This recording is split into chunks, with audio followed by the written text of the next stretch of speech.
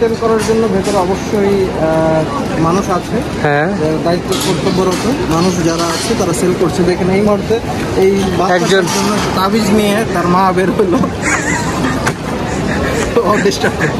না না, ডিস্টার্ব করা যাবে না। এই যে এখানে এগুলো হচ্ছে তাবিজ যে বিক্রি করে, সেটা কিন্তু দেখা যাচ্ছে উনি সিগারেটও খাচ্ছে, তাবিজও বিক্রি করে। ভাই এগুলো সম্পর্কে কিছু বলেন তো। আমরা এখন গোলাপশার মাজারে আছি এবং সেই গোলাপশার মাজার সেটা গুলিস্তানে অবস্থিত। সেই গুলিস্তানের গোলাপশাহ মাজারের চারপাশে কি আছে এগুলো নিয়ে বিস্তারিত ব্যাখ্যা দিচ্ছেন আমাদের বনিয়ামিন খান। আসসালামু আলাইকুম। আমরা এই মুহূর্তে অবস্থান করছি রাজধানীর গুলিস্তানে। তো আমরা গুলিস্তানের মোড়ে আমরা আসলে অবস্থান করছি। আপনারা দেখতে পাচ্ছেন আমাদের পেছনেই গোলাপশার মাজার আছে। তো এই মাজারে আপনারা দেখতে পারবেন যে ইতিমধ্যে তারা তাবিজের যে ব্যাপারটা, তাবিজ ঝুলিয়ে রেখেছে 2 ইউরো করে। তাবিজের ব্যাপারটা কে মেনটেন করতেছে? এখানে মেনটেন করার জন্য ভেতরে অবশ্যই মানুষ আছে, হ্যাঁ, দায়িত্ব কর্তব্যরত মানুষ যারা আছে তারা সেল করছে। দেখেন এই মুহূর্তে এই বাচ্চাটার জন্য তাবিজ নিয়ে তার মা বের হলো। না না, ডিস্টার্ব করা যাবে না। এই যে এখানে এগুলো হচ্ছে তাবিজ যে বিক্রি করে, সেটা কিন্তু দেখা যাচ্ছে উনি সিগারেটও খাচ্ছে, তাবিজও বিক্রি করে। ভাই এগুলো সম্পর্কে কিছু বলেন তো। এইগুলো সব পাগলা বাবারা লাগায়, এগুলো হাতে নেন তাহলে আপনার কখনো কালো হবেন না। আচ্ছা, এটা হলো আপনার প্রধান এটার বৈশিষ্ট্য। অবিবাহিত মহিলা তাবিজগুলো আছে, এইগুলা যদি আপনি হাতে নেন তাহলে আপনার জন্য আপনার খুব দ্রুত আপনার জীবনে কেউ চলে আসবে, বিয়ে শাদী হবে। জি জি, বিয়ে শাদী যাদের হচ্ছে না বা আপনার গার্লফ্রেন্ড পাচ্ছেন না, তারা এই ধরনের তাবিজ যদি 2 ইউরো দিয়ে কিনে আপনারা হাতে নেন তাহলে আমি আশা করব যে আসলে কাজ হবে। আচ্ছা আচ্ছা বনি ভাই, এক পাশে তো হচ্ছে আপনি গোলাপশার মাজার দেখাইলেন, আরেক পাশে কি দেখাবেন? মহানগর নাট্যমঞ্চটা কোন দিকে? জি, এই যে নাট্যমঞ্চ আপনি দেখতে পাচ্ছেন এইখানেই আছে। তো এইখানে অলরেডি ডেকোরেটেড, হয়তো কোনো প্রোগ্রাম বা কোনো কিছু হবে বা হয়ে গেছে। আসলে আমাদের এখানে খুব কম আসা হয়, যার কারণে আমরা অনেকটা কিছু মিস করি। এই ব্যাপারটা আসলে আমার উজ্জ্বল ভাই আমাদের, হ্যাঁ, এইটার দায়িত্বে উজ্জ্বল আছে। জি জি জি, উজ্জ্বল ভাই আবার এই বিষয়টা খুবই এক্সপার্ট, কারণ সে সবসময় এখানে সময় দেওয়ার চেষ্টা করে মেয়েদের। তো সে তো দিনের বেলায় থাকে না, রাতের বেলায় থাকে। এখন দিনের ব্যাখ্যাটা কি সে দিতে পারবে? সে আসলে কিন্তু সামাজিক কাজগুলা করে থাকেন।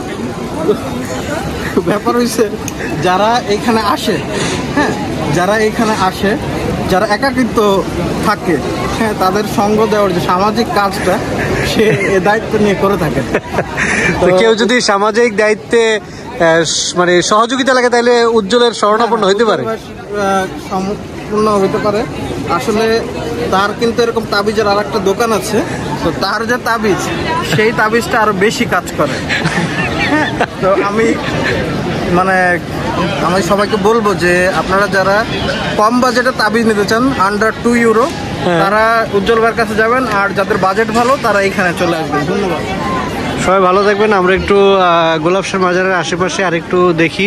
এখানে মনে হয় প্রচুর কাজ হচ্ছে না? সিটি কর্পোরেশনের মেয়র তো তাপস নাই, এখন কে এটার দায়িত্ব পালন করছে জানেন এই বিষয়ে কিছু? আসলে এখানে দায়িত্ব দেওয়া হয়েছে ভারপ্রাপ্ত কাউকে, আসলে আমি নামটা উল্লেখ করতে চাচ্ছি না এই মুহূর্তে। ভারপ্রাপ্ত আছে, যেহেতু ভারের উপর সে প্রাপ্ত, সে ভারাক্রান্ত, এই জন্য নামটা নিতে চাচ্ছেন না, ব্যাপারটা এরকম। ভার না নিতে পারে দেখছেন যে আপনার ব্যারিকেড দিয়ে দিচ্ছে যাতে এখানে ওজনটা কমে যায়, মানুষজন যাতে আপনার সবকিছু কন্ট্রোলে থাকেন। ইতিমধ্যে আমরা দেখতে পেরেছি যে ঢাকা শহরে রিক্সা যাতে আপনার এখানে ধাক্কা না খায়, হ্যাঁ, না, রিক্সা যাতে ক্রস না করতে পারে, সেই কারণে আপনার নতুন একটা ব্যারিকেড দেওয়া হয়েছে, যে আপনারা ইতিমধ্যে দেখতে পারবেন। তো আমাদের আসলে অনেক উন্নয়ন যে ব্যাপারগুলো ছিল এগুলো প্রোগ্রেস হচ্ছে।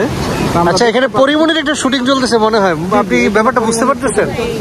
পরিমণির একটা মুভি, হ্যাঁ, এখানে পরিবহনের শুটিং পরি কেন বনানীতে থাকে, ব্যাপারটা এরকম একটা মুভি বের হয়েছে মনে না? জি জি জি জি, আপনি বনানীতে যদি যেতে চান তাহলে এখন আমরা বনানীর রাস্তায় অনেক জ্যাম দেখতে পাচ্ছি এই কাছে, ঠিক আছে?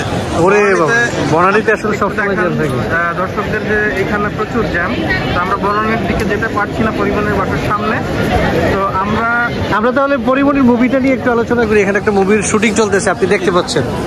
আসলে শুটিংটা এখন স্টপ আছে, কারণ যেহেতু আমরা দেখতে পাচ্ছি গুলিস্তানে মাজারের কাছে অনেক ভিড়, তো তাদের শুটিংটা বন্ধ রাখতে হয়েছে। তো আমরা যখন শুরু হবে তখন আমরা সরাসরি এসে পরিমণিকে দেখবো। তো আমরা আপাতত কি মানে পরিমণির বাসস্থানের দিকে যাব? হ্যাঁ, আমরা একটু ওইদিকে যাওয়ার চেষ্টা করবো যে আসলে যাওয়া যায় কিনা, ঠিক আছে। আপনারা ততক্ষণ পর্যন্ত সাথে থাকেন। আমরা দেখতে পাচ্ছি বনানী যাওয়ার যে পথটা, এই পথে আসলে অনেকটা আপনার জ্যাম। আসলে এই রাস্তা দিয়ে আমি আসলে যেতে পারবো কিনা আমি জানি না। হ্যাঁ, আমরা আসলে চেষ্টা করব যে এই রাস্তা দিয়ে যাওয়া যায় কিনা। এখানে অলরেডি দেখতে পাচ্ছেন যে বাংলাদেশের পুলিশ যে বাহিনী এবং র্যাবের যে গাড়ি, আমরা তারা প্রশাসন যে ব্যবস্থা আছে তারা অলরেডি চেষ্টা করছে যে এইখানের জ্যামটা নিয়ন্ত্রণের জন্য, নিয়ন্ত্রণ করার জন্য তারা আসলে অনেক চেষ্টা করছে। তারা অসহায় হয়ে দাঁড়ায় আছে, তারা মনে হচ্ছে যে আশাহত যে এটা আসলে কন্ট্রোলের বাইরে। হ্যাঁ, এই জন্য তারা একটা পাশে গিয়ে দাঁড়ায় আছে যে মানুষ যে যার মতো করে যেতে থাকুক, ব্যাপারটা এরকম মনে হচ্ছে। কি বলেন? হ্যাঁ হ্যাঁ, আর এইখানে আমরা কিন্তু দেখতে পাচ্ছি, এইখানে আমরা অনন্ত জলিলের ছবি। অনন্ত জলিল ভাই, এই অনন্ত জলিলকে দেখা যাচ্ছে, এই ব্যাপারে কিছু বলেন মনি ভাই। হ্যাঁ, অনন্ত জলিলের ব্যাপারে কিছু বলেন। এইখানে আমরা দেখতে পাচ্ছি যে আপনার অনন্ত জলিলের একটা বিশাল বড় একটা ব্যানার অ্যালকট ইংলিশের সামনে। হ্যাঁ, আসলে এটা অ্যালকট ইংলিশ, এটা না এটা মধুমতি ভুল করছে। না, এটা মধুমতি সুপার মার্কেট। ওকে, ঠিক আছে। তো এটা আসলে বানানো একটু ভুল হয়েছে, এটা সংশোধনের চেষ্টা চলছে। আর আমার কাছে খুব ভালো লাগতেছে যে আসলে অনন্ত জলিলের পোস্টারটা অনেক বড় করে এখানে টানানো হয়েছে। আর এই পাশে আমরা কিন্তু দেখতে পাচ্ছি অপবিশ্বাস। কিন্তু অপবিশ্বাস না খেতে খেতে একদম শুকিয়ে গেছে, ব্যাপারটা এরকম মনে হচ্ছে। এটা আসলে অপবিশ্বাসের আগের ছবি। আচ্ছা, এটা অপবিশ্বাসের আগের ছবি, তখন মডেল ছিল। জি জি, এখন তো এরকম হয়ে গেছে। ওকে ওকে,